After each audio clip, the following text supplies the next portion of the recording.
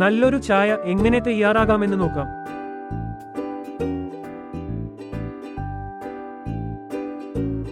ഇത് ഒരു കപ്പ് പാൽ, അത്യാവശ്യം കൊഴുപ്പുള്ള പാലാണ്, അതുകൊണ്ട് ഒരു കപ്പ് വെള്ളം കൂടി ചേർക്കുന്നു. അങ്ങനെ ടോട്ടൽ 2 കപ്പ് ഉള്ളതുകൊണ്ട് 2 പേർക്ക് സെർവ് ചെയ്യാനാകും. ഇനി സ്റ്റോവ് ഓൺ ചെയ്ത് ഇത് തിളപ്പിക്കാൻ വെക്കുക. ഈ അവസരത്തിൽ 1-2 ഏലക്ക ഇതിലേക്ക് ചേർക്കാവുന്നതാണ്.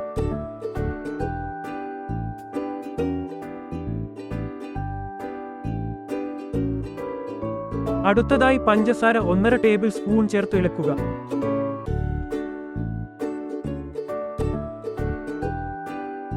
കൂടുതലോ കുറവോ വേണമെങ്കിൽ നിങ്ങളുടെ ആവശ്യാനുസരണം ക്രമീകരിക്കുക.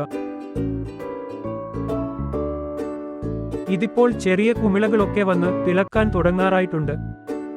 ഈ അവസരത്തിൽ തന്നെ 2 ടീസ്പൂൺ ചായപ്പൊടി ചേർത്ത് ഇളക്കുക.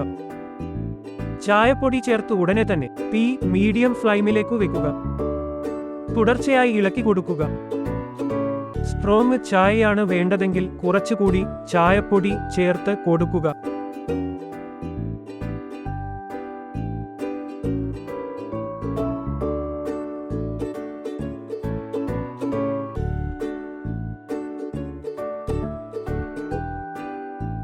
ഇതുപോലെ നന്നായിട്ട് തിളക്കാൻ തുടങ്ങുമ്പോൾ തന്നെ തീ കുറച്ച് ഏറ്റവും ലോ ഫ്ലെയിമിലേക്ക് വെക്കുക.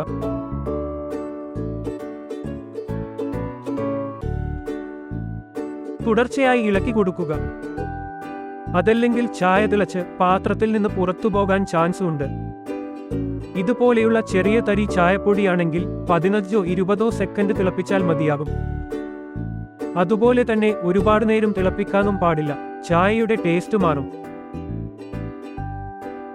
ഇതിപ്പോൾ ആവശ്യത്തിന് തിളപ്പിച്ചിട്ടുണ്ട്. ഇനി തീ ഓഫ് ചെയ്യുക.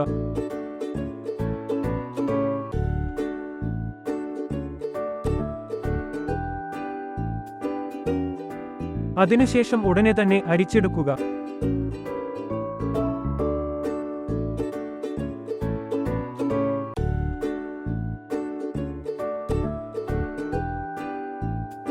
ചായ ഇപ്പോൾ റെഡിയായിട്ടുണ്ട്.